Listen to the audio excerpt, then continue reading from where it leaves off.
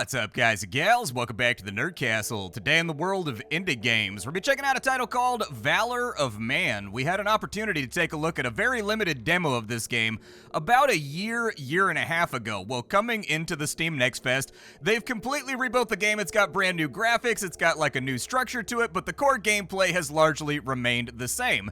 One of the reasons why I'm interested in Valor of Man is it's one of the few games out there right now that's really leaning into a Kingdom Death direction. So if you've never played Kingdom Death before, this is a game that I'm very passionate about. I actually have a running campaign with a group of friends right now that's been going for about a year and a half. And the best way that I can describe Kingdom Death to you is that it's a grimdark monster hunter with RimWorld-like mechanics inside of it. And it's a tabletop board game, a very, very large, very expensive tabletop board game. But I firmly believe that it is one of the best board games out there with regards to really innovating what hunting a big monster inside of a dungeon would feel like, and it mixes that up with sort of colony building aspects. This game doesn't have the colony building aspects, but its combat is very heavily based on Kingdom Death, which is a game where monsters aren't just static. They don't just do things on their turn. They also do stuff on your turn. They react to your attacks. If you hit them in a certain spot, they may do something that wipes out half your party. And so anyways, I really like that about Kingdom Death. It's one of those games that I'm super obsessed with, and the fact that somebody's making a video game inspired version of that exact same brutal, grimdark, deadly experience is something that fills me with excitement. So today we're going to take a look at the demo for about 30 minutes. We're going to see if it's something you wanted to add to your wish list, or if it's one of those games you would rather not play for yourself.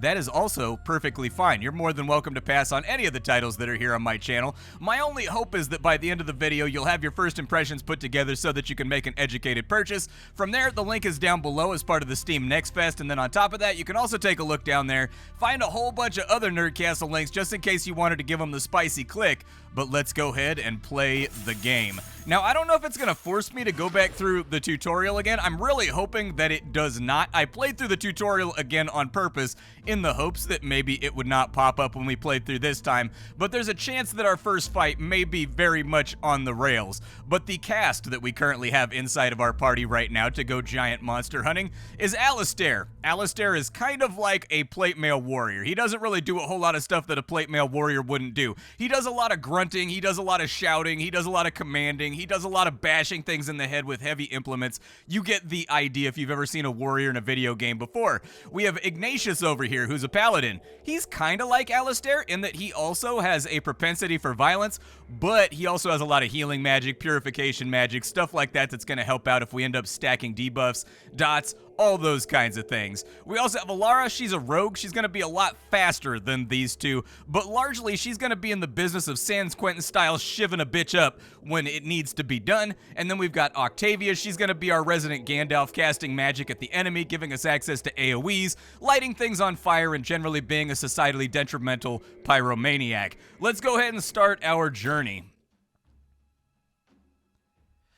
So at the beginning of Chapter 1, there's not really going to be a whole lot of stuff for us to do. We only have one option right here, and it's going to be our opening event, which is going to ask us to choose a difficulty setting. The game does have a number of different settings. It has an easy mode, a normal mode, and a hard mode, just in case it's one of those games that people struggle with getting their heads wrapped around, because this is actually very, very unique in the world of strategy RPGs. It's doing something that a lot of people that have not played Kingdom Death have never seen before. For now, though, we'll choose our difficulty level, and we're going to put it on medium difficulty, which is going to give us a 10% score rating, which I don't really care about. I don't know, I've never been a big score chaser in video games. If I make it through the end and I survive, that's good enough for me. I'm a simple man. I just want the W, and I don't care how bloody or how many people I have to throw at it to get it. Continue our journey. This is Aurora's Haven, the greatest capital in the world where fortunes are made or buried, and every soul bends towards the Sun Church's favor. The tavern bustles with evening trade as an envoy hands you a gilded scroll. You skim your next quest on the way out to your companions. We've sought to entry to the Sun Palace for years, and today we made that happen. The final obstacle on our path is Zephyrath, the undead dragon. I've been meaning to add Dragon Slayer to my record, her hands crossed behind her head as she leans back, boots propped on the table. You mean Elven Barbecue? He sighs, already bracing to pull her out of trouble. What did you say, Holy Bandage? I don't know what those blade dancers taught you, but every fight you sprint towards glory and leave the consequences to me. Guys, the Sun Church is watching. She smooths the sleeve. Let's appear worthy. I just don't want to see her get hurt. Mature and protective as always. All right, that's enough. Let's focus on our plan. The Sun God promises purpose, and you've never been closer to your goal. One last obstacle and one last dragon. So dragon fight it is. So here, as we go up against Zephyrath, there's a couple of things in the UI that you really kind of need to be aware of in this game. First and foremost, all of your characters have a universal pool of AP. They can only use 2 of it each, but that gives you a lot of flexibility in deciding what it is that you want to do on any given turn. Like, I can do one thing with this guy, then use another one to move over to here, then do a thing with this guy. We're going to do all of our stuff, and then the enemy monster is going to get his turn. However, there is a wrinkle in that plan. In this game, monsters are reactive, just like they would be in real life. If you run up on a green dragon and you slash him across his belly, chances are he's going to react to that whether or not it's his turn. And this game takes that into account, just like Kingdom Death does. So over here on the right-hand side, you can see the monster and what he's going to do on his turn and like the next thing that he's going to do. Whole bunch of tutorials popped up while I was planning on showing you some stuff inside of here. So if you open up the bestiary on this mob right here, you're gonna see his deck, air quotes. The deck is full of all of the things that he can potentially do. So he's got reactions and he's got actions. The actions are the things that he can do on his turn, and then from there, reactions are ways that, I know, shocker here, absolute eyebrow raiser. These are the ways that he reacts to what it is that you're gonna do here on the field. So we know that when we hit him, if you look at this, it's highlighted right now, he's gonna do a bite attack when we hit him. So we definitely don't wanna rock up to the front of him and hit him. Instead, what we would consider doing here is that we would move him over to here and we would slash the monster with an auto attack, like so. And then he's gonna light off his little AoE, it's gonna rotate, and now he's gonna charge the next time he hits. So we're gonna wanna move out of the way ever so slightly, just to guarantee that we don't get smacked. That used up a lot of our AP though, and then I'm gonna fire a fireball at him from ranged.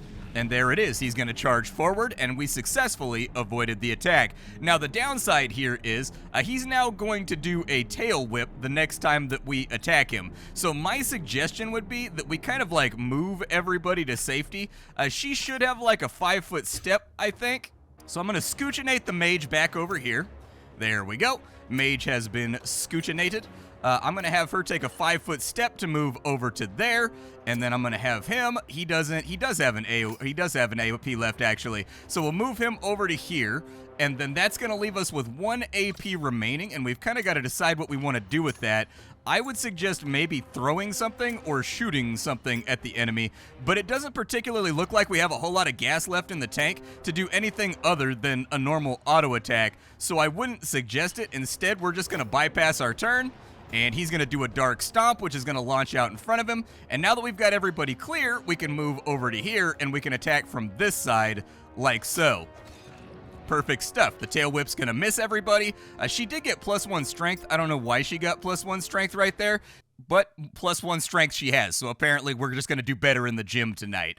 After that, this guy right here, his new reaction is, if I can drop that off, get off my cursor. Right-clicking doesn't like cancel out actions and stuff in this game. It's got kind of a little bit of a weird control scheme when it comes to like inspecting enemies and figuring out what they're doing while you've got abilities on your cursor. It's going to take a little bit of getting used to, and as of yet, I haven't gotten used to it. But he's going to step back by 4, and he's going to do an AoE blast in front of himself. So he's going to go all the way back to here, and he's going to blast in front of himself. Okay, well, then why get too crazy about it? Just smack this guy one more time. Oh no, she used up all of her AP. Never mind. Well, what I would like to do is maybe we can do a mana blast to trigger that. Oh, he turns to face the person that did it and then blasts them. Okay, and she's got herself in a bad situation right now because his next attack is going to target that space, and we do not have the means to move her out of it, which means at this point, we've just got to tank the damage and make it happen. Or what I could do is I could give her +1 AP with that ability right there, which would then allow her to move over to here. Good stuff. And then he should still have an AP left after using that ability. I'm pretty sure he's only allowed to use this like once per combat. I don't know what the cooldown is on it, but normally things that have a cooldown, it'll be listed in the blue up at the top. And when we take a look at him, he doesn't have any blue up at the top. So I think that's like a single-use thing that he can only use one time in combat to get you out of trouble. He's going to bite in front of himself right there, which allowed us to avoid all of the consequences that might have come through. He's now going to do a charge if our next attack strikes him. So let's strike him one more time. He charged forward. I don't know if he took damage from that, but he does have a tail whip that's going out that's going to put a considerable chunk of our party at risk from here going forward. So what I'd like to do is, I mean, nobody else really has any options right now. I think we're going to get bapped no matter what we do. So let's just end the turn right there. Oh, he did Blast of Death instead. Okay, I can live with that. That rearranged the field in a way that works for me. Let's move over to here. And we'll get him with a fireball so that he's got a little bit of burning damage on him. And it looks like it cleaved. He lost a little bit of might, so that's really, really good.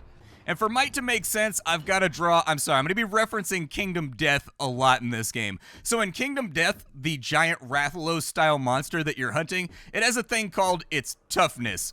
Its toughness is like how thick its hide is and how difficult it is to bring down. There are certain dice rolls that will only be a critical hit, but by taking away his might, we're actually lowering his toughness so that it's easier to hit him. That's the most applicable way that I could possibly put it. Do we have anybody else in the line of fire? No more action points right there, but he should be ready to go. Does my paladin have anything cool? He's just been kind of standing around this whole time. He's got Holy Blast. That'll actually lower the enemy's strength so that he doesn't hit quite as hard. Yeah, let's do that. And so he's going to tail whip on out right there. And what's his next thing that he's planning on doing? So he's going to do a Blast of Death one more time. Our health is looking pretty solid, so I'm not really that apprehensive about taking a hit right here. I'm going to focus entirely on DPS and just smacking this dude up if I can manage it. We do have a Surge right here. That's straight out of Kingdom Death. In Kingdom Death, you have these things. I forget the name that they actually call them. It's like Courage or something else like that. But either way, your character has a number of points you can spend every battle for fate to intervene on the fight, because this is a hyper deadly game where the dragons can pick you up and rip you in half and throw your torso at your other party member. And your character's just dead. You have to make a new character from the pool that's back in your colony after the fight is done. But you have these points that you can use to change fate around, and Surge is one of them. In Kingdom Death, it allows you to make a double attack, which is a really big deal in that game. Or you can also use it to take like a 5-foot step in reaction to a monster, or like a 25-foot sprint in reaction to a monster. Very, very useful stuff in there, because in general, in Kingdom Death, if you get hit, you're gonna die. That's pretty much how the game is arranged, is that every hit equals death in that game once you get to a certain point. And so you need a lot of mitigating abilities to avoid it. Does anyone have AP left? She does, and she's back behind the booty hole of the monster. And you know what I always say, the booty hole is the weak spot on every monster. We've got a big charge going out right here. She could technically... Nope, because she moved an attack, she can't. Okay, we'll end the turn. And he's going to go into a frantic rage, which is going to knock her down, and it looks like he's actually running away from us. If I beat a dragon's ass so bad in real life that he ran away from me, I would brag about that in bar rooms for the rest of my life, like nonstop. I'd be like, yeah, well, I'm the guy that kicked a dragon's ass so hard that he lit off running for the hills like a chihuahua. 8 damage is all we need to kill this guy off. It's going to require a pretty good roll on our damage meter for most of our characters to get it done. I think he's doing a charge next, which is going to hit her for like 3 damage. I don't know. The dragon don't got a Hemi in it, man. Just fire a bolt at him. We got a 3 right there. Oh, he can't charge because he didn't have enough of a runway. Nice, dude. Okay, we'll light that off. The dragon is now down. And one of the other mechanics that this game has that's pretty good is that critical hits in this game. So critical hits in Kingdom Death are a really big deal. In this game, they are also a big deal. So for example, a critical hit in Kingdom Death might cut the monster's wing off. And then there will be certain cards in their reaction deck and in their attack deck that will specifically say wing attack. And at the bottom, there will be a little box that says if the dragon is missing a wing, this is canceled, and he just stands there on his turn and he does nothing, which is enormous in a game where even with the action economy stacked in your favor, it's still a very difficult game. So getting those extra turns in there is a good idea. This game has that mechanic. So every single monster that you fight has a critical deck. And if you critically hit that monster, it's going to roll randomly from that deck to figure out in what way you horrifically maimed or otherwise brutalized that monster. In Kingdom Death, it can actually one-shot the monster too. Like there are certain monsters where they'll have in their critical deck, if you hit them like in the throat, it says you hit their carotid, they are now spraying blood everywhere. On their turn, all they can do is do an auto attack, and in 3 turns, the monster collapses over dead. You know, there's some really good stuff that can happen on the opening turn if you get lucky and crit. After every fight, we are going to be allocated XP. This is how our characters develop, and they're going to get a random selection of things that they can learn. I don't know how randomized it is. It actually looks like it's the same this time around as when I ran through in preparation for this video, but Alistair has leveled up, so at level 2, he gets a new ability. We can get Exploit Weakness, or we can get Outwit. Exploit Weakness is very simple. If the enemy is poisoned, we're going to do a lot more damage to him. If we go with Outwit, that allows us to spend all of our AP, put it in a jar, and then open the jar on our next turn so that we have even more AP. But it does come with a stipulation. This is a strain ability. So in this game, your characters are human. They can strain their muscles. They can get tired. Certain abilities will tax your heroes, and you have a stat called Courage. You have a stack of that, and when it runs out, bad things start happening. And so this has a 20% chance right here to strain our character in some way, thus lowering their courage. I'll probably go with Outwit because it seems like tactically that's going to be a very helpful ability to have. And then from there, we've got Teleport or we've got Chain Lightning on our mage.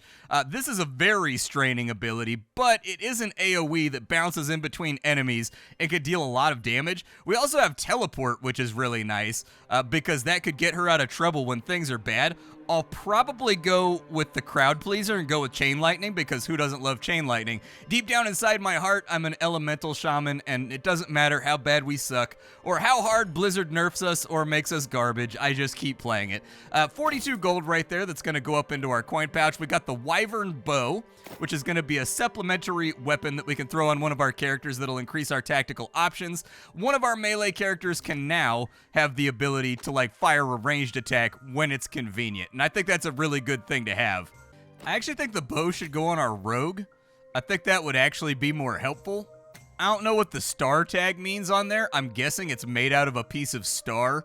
I think it's just a free ability that you get for having an offhand dagger, in all honesty. But it is tagged as star for whatever reason. Now that we've got that done, we've got the Weeping Petals. That means whenever we debuff the enemy, we're going to get +1 poison on that enemy as well. Very useful for the Exploit Weakness style strategy, but for us, not quite as much. And then we're going to be back to the world map. You return to Aurora's Haven. The capital breathes in light and shadow, the Sun Palace gleaming at its heart. You step inside, Thalor's mighty statue towering above. Now you find your purpose in the Sun God. Guards halt you for inspection, eyes locked on a strange crystal in your possession. The Whisper Glass. You grip it firmly, but before you can protest, the crystal flares violently. Shadows twist along its surface and anchor your gaze. The world spins as your consciousness drifts. From the darkness, a figure emerges, framed by legions of anguished souls. Hello, Alistair. Where and who are you? I am Death.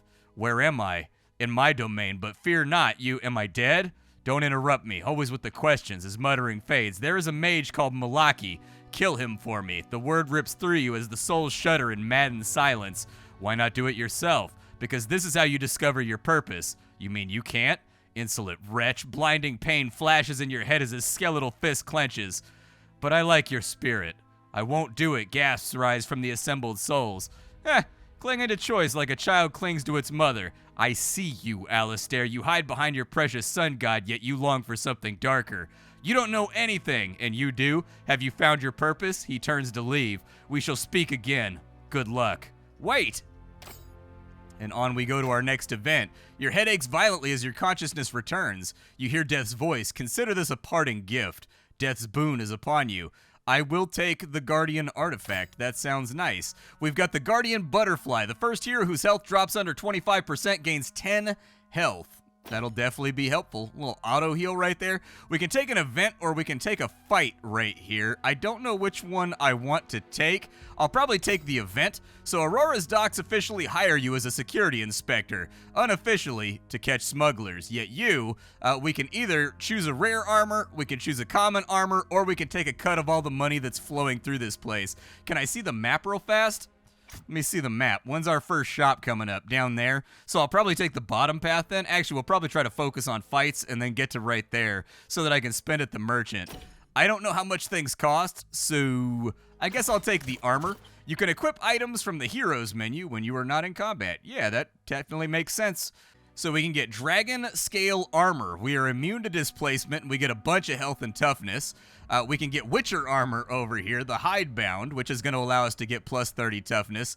Or we can get Ring Mail. The Ring Mail gives us a higher chance to strain ourselves, but we do become resistant to spells, and we just get a flat 2 damage knocked off of any ranged attack that comes at us. I kind of like this scaled leather the best because it stops us from being knocked back, and I like the idea of brutally stopping a monster with just how girthy I am. And so we'll throw that on him real quick because I think he's sort of destined to be our tank in this overall journey. We're going to go downwards just like I promised, and let's take on a fight. So it looks like we've got ourselves a couple jelly oozes, and it looks like we've got ourselves some Starship Trooper bugs over here that we're going to have to eliminate for Buenos Aires, okay? But we do get the first turn, which is very, very nice, because in Kingdom Death, the monster always gets the first turn.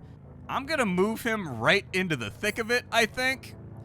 And we're just going to run up in here. We don't have to worry about attacks of opportunity or anything else like that. Let's go ahead and shiv that dude up. It looks like he does a volatile bite as his counter. So what's he going to do next? It looks like he just does volatile bite every single time. Shiv him up real quick with whatever damage we can get out. It looks like he missed with his attack, which is really good for us. And we're going to move over to the Paladin now. Actually, let's do the Paladin last because I got to decide on my healing order and like who I want to make feel better. Let's go for a bow shot over to that side. It looks like he's going to react by moving over and biting our hero. Okay. That works for me. Does it cost 2 AP to fire the bow? Oh, it does. Interesting. I didn't even notice that. Okay, and with our wizard, Chain Lightning. This seems like a really good opportunity for Chain Lightning. 30% chance to strain ourselves, unfortunately, but let's give it a go. We did eke out a kill right there, but it did trigger a lot of reactive attacks on our character, which is what I was slightly worried about, so we'll throw a minor heal on him.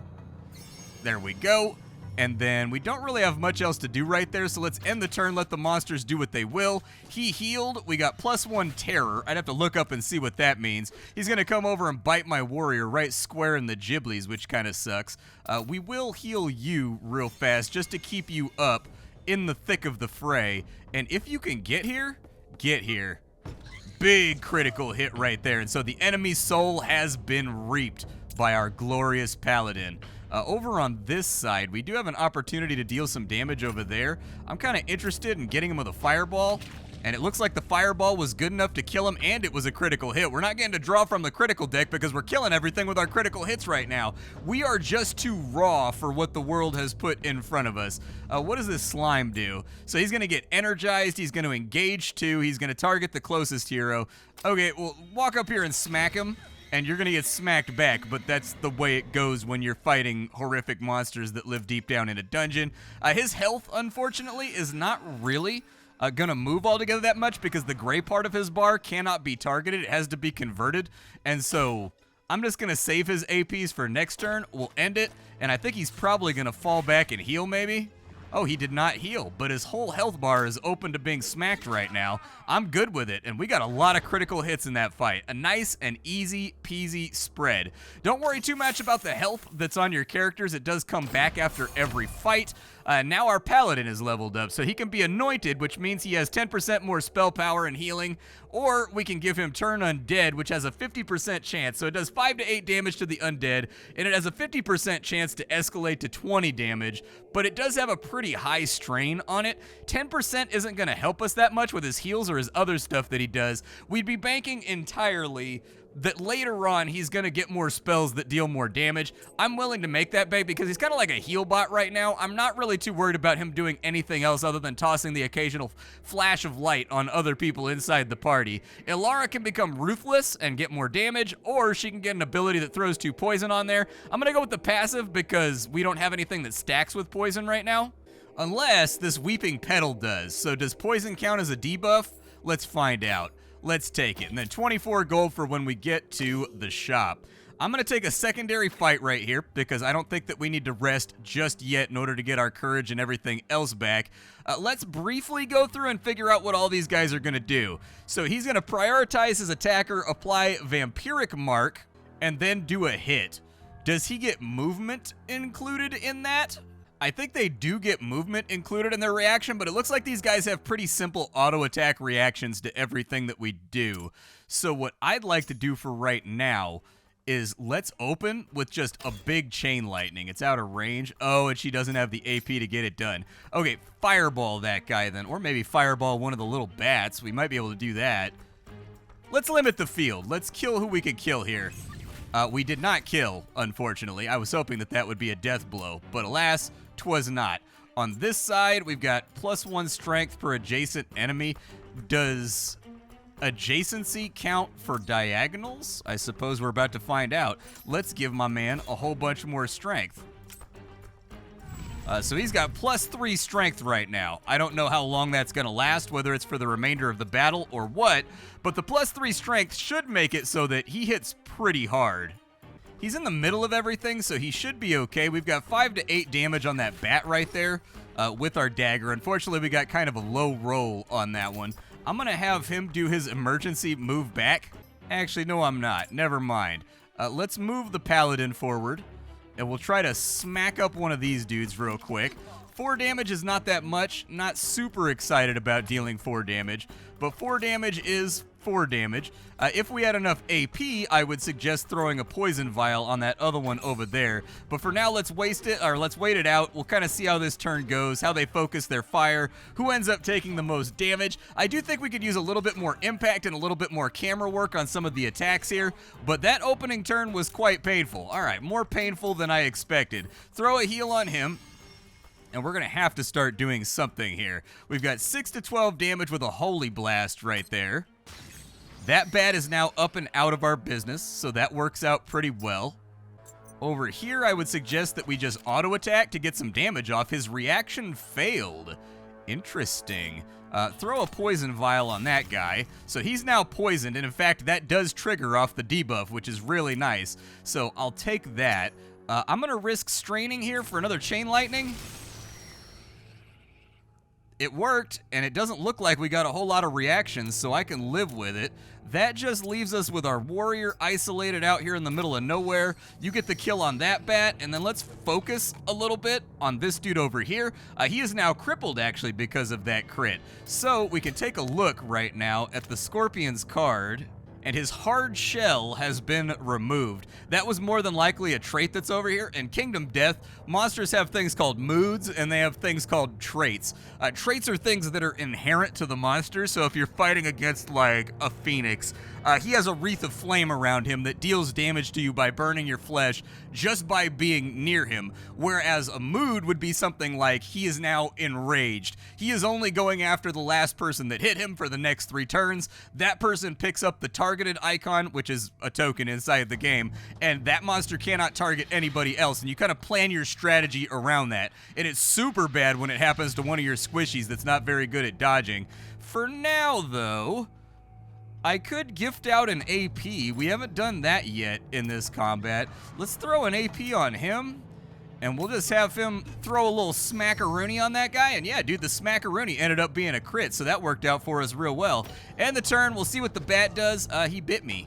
He bit me. So now I've got rabies, and I've got to go through a complete and total series and round of random antibiotics and antivirals. Super fun. Definitely looking forward to that pharmacy visit when I get home. And the enemy has now been laid down, but our courage did take a little bit of a scuffing there, so we'll want to think about getting ourselves healed before too long. Let's go to this first shop. We'll take a look at the merchant. The scent of oiled steel drifts through the cozy shop. It's good to be out of the cold and get some new gear. So we can get armor, we can get a weapon, or we can get an accessory. I'll probably go with another armor. Let's do that. I want my guys to be nice and sturdy before we focus on anything else. We do have a nice little chest piece here that'll give some evasion and some toughness. We've also got 3 health, 30 toughness, and DR against ranged attacks, which would be nice for our paladin or something.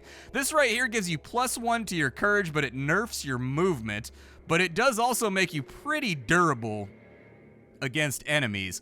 I'll probably go with this guy right here, the Rivet Mail, and we'll put the Rivet Mail on our Paladin. That way our starting guys are all nice and clacked out. I do wish that the gear showed up on your characters. You guys know me, I'm always going to harp about that because I think that it's very important for feeling like you're progressing through the game when your characters evolve with the equipment and the stuff that they pick up, but I'm also willing to admit that when it comes to like low-budget indie games like this one right here, they're making do with what they have, so it's kind of like, well, you know, what are you going to do? We have 3 different things we can pick from here. We have the altruistic doll. It's a free action that allows us to cleanse a hero. That may actually be super helpful. We've also got radioactive ingot over here. It allows us to get a one-time boost of 10% critical chance in exchange for poisoning ourselves. I'm not a huge fan of that unless I have a way to get rid of it. And then we have a rune ring. It gives us a free action that gives us 10% spell resistance per courage and lasts 1 turn. I think the altruistic doll is the easy pick right there. But we'll go ahead and put the altruistic doll on our healer so that he has that option for cleansing people, because that's kind of his role anyways. And over on this side, we've got ourselves another fight. Actually, let's take an event. In the castle's dim hall, a bushy, white-bearded blacksmith eyes you knowingly. Not from around here, are you? Well, I won't hold that against you. We do have a captain in our ranks right now, so we can get a rare armor. That's really, really nice. So we've got plate mail. It's very, very good for stopping stuff from hurting us, but it does cost us movement. We've got stone plate over here. Also really, really good, but virtually guarantees you're going to get hit by nerfing your evasion. It also increases if you're putting it on a character that has a lot of strain on their spells. Unfortunately, they probably going to strain after putting that bad boy on. And then we've got studded leather armor. That's an easy pick because it doesn't come with any downsides, and it plays into her strategy, which is she already has 20 evasion by default. So 30 evasion, that's a real solid chance on a D3 to get out of jail free and not take any damage from a retaliation if they get stuck or from a ranged attack or whatever else. So I'll take it. But why do I like this game? I like this game very much because, as I mentioned at the beginning of the video, I think that Kingdom Death is actually one of the best board games ever made, because Kingdom Death made a solid effort to sort of separate RPGs from the you go, I go trope that has dominated the industry for so long. Think about it. That's been the standard for about as long as you can remember. Either you have like an active time battle gauge, or you have like an initiative system, and everybody has a self-contained encapsulated turn that cannot be messed with in most titles, whether they be video games or whether they be board games. Instead, Kingdom Death Monster addresses that this monster right here is an actual being, and it reacts to being shot. It reacts to being stabbed. It has moods. It gets angry. It gets upset, which will then make the fight more complicated. And that makes the game really, really fresh every single time that you play it, depending on the monster that you're fighting. This game right here actually really represents the fact that the Kingdom Death developers have super dropped the ball by not making a digital single-player conversion of the game that they're working on. And so now it's up to indie developers. They've looked at some of those ideas and they've thought to themselves like, damn, this is really innovative and interesting. How can I turn this into a video game? And that's exactly what you're getting out of Valor of Man. Now, this game isn't quite as vicious as Kingdom Death. It's not quite as gnarly as Kingdom Death. It's way more accessible than Kingdom Death. Like, Kingdom Death is the sort of game that the first fight you get into at the beginning of the tutorial can wipe your entire party in like 2 or 3 turns. It's a vicious, brutal, nasty game that does not care at all about the fact that you're upset or that you died or that you didn't even get the chance to play. It is a grimdark universe. This game has kind of smoothed that out and made it a bit more accessible, and I think that that's good. But at the end of the day, Valor of Man represents something I want to see from RPGs, which is kind of breaking away from the traditions that have dominated the industry for 10, 20, 30 years, and just trying new things. I like that the monsters in this game actually react to being struck. I like that you kind of have to take a look at the bestiary page and see what they're all going to do before you engage in a strategy. It's a game where movement matters. It's a game that's very fluid. It's a game that's very dynamic because the bigger monsters, like the ones you're seeing on screen right now, are constantly moving around. They're constantly flailing and fighting back and getting these mini turns. Every single time that you strike them, it makes them feel like a threat, which I think is actually the magic of Kingdom Death itself, is that the game always feels threatening. You are never safe inside that title. And so I think that Valor of Man is one of the only games to notice that, which is kind of weird considering how popular Kingdom Death is now in the board gaming community. It does have a fairly major, it has a really high price point, which I think locks a lot of people out of it.